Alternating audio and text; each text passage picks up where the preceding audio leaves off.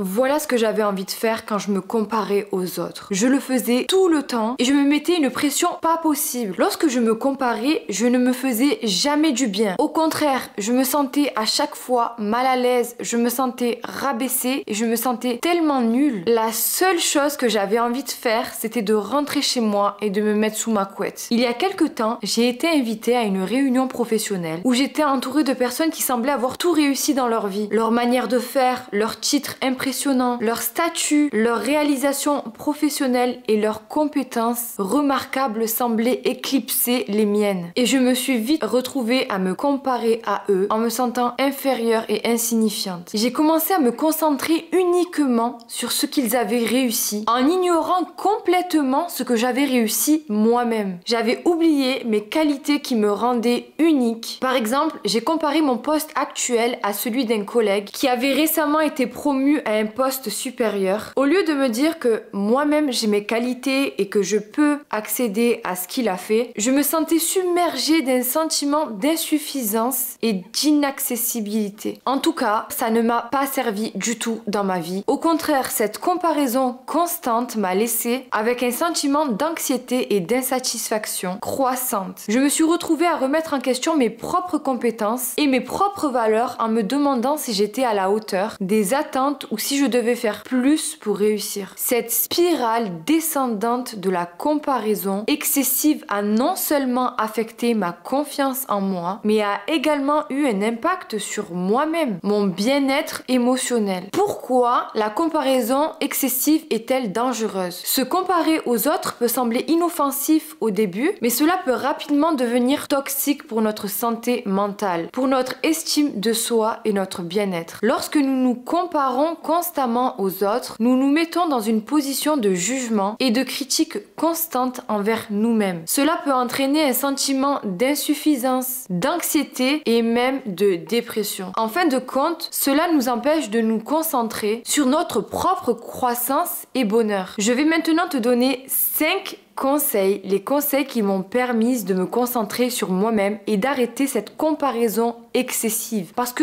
tu es unique et il faut que tu comprennes que tu es capable de beaucoup de choses dans ta vie. Tout est possible, tu peux réaliser tes rêves et tes objectifs. Pour cela, il faut absolument que tu te focalises sur toi. Conseil numéro 1, pratiquez la gratitude. Prenez chaque jour pour réfléchir à ce que vous avez accompli et à ce que vous appréciez dans votre vie. Par exemple, chaque soir avant de vous coucher, prenez quelques minutes pour écrire dans un journal ce pourquoi vous avez de la gratitude. Remémorez-vous 3 choses pour lesquelles vous êtes reconnaissant ce jour-là. Par exemple, vous pourriez être reconnaissant d'avoir terminé un projet important, d'avoir eu une conversation agréable avec un ami proche et d'avoir pris soin de votre santé en faisant de l'exercice. En numéro 2, fixez-vous des objectifs personnels. Concentrez-vous sur vos propres objectifs et aspirations plutôt que ceux des autres. Par exemple, identifiez un objectif personnel qui vous tient à cœur et établissez un plan pour l'atteindre. Par exemple, si vous souhaitez améliorer votre condition physique, fixez-vous l'objectif de faire de l'exercice 3 fois par semaine. Élaborez ensuite un plan d'entraînement spécifique et suivez-le régulièrement pour progresser vers votre objectif. En numéro 3, limitez le temps passé sur les réseaux sociaux. Réduisez le temps que vous passez sur les réseaux sociaux où la comparaison est souvent facile. Par exemple, définissez des limites de temps pour l'utilisation des réseaux sociaux en utilisant des applications de gestion du temps par exemple ou en activant des rappels sur votre téléphone. Par exemple, fixez-vous une limite de 30 minutes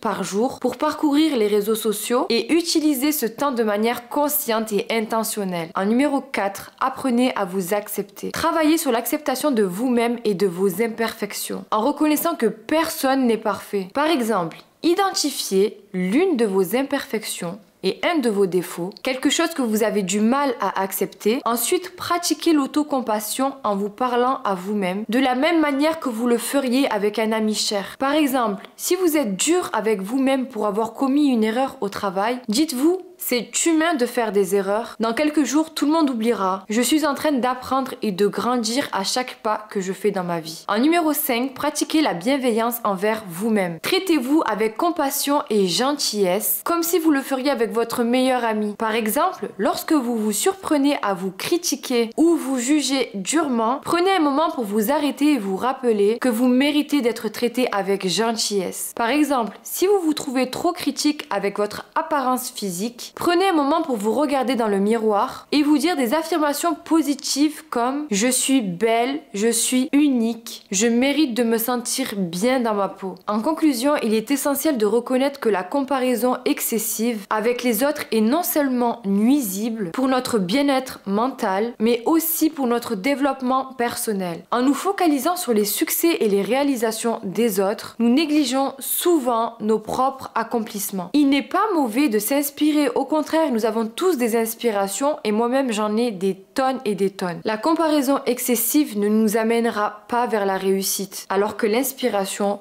oui. En fin de compte, se libérer de cette comparaison aux autres nous permet de nous épanouir pleinement dans notre vie en nous aimant tels que nous sommes, uniques, belles et pouvant accomplir tout ce qu'on l'on désire dans la vie si on se donne les moyens. Alors, cessons de nous comparer et avançons vers le chemin du succès. Abonne-toi si c'est pas déjà fait. Je te souhaite une très belle journée et je te dis à bientôt.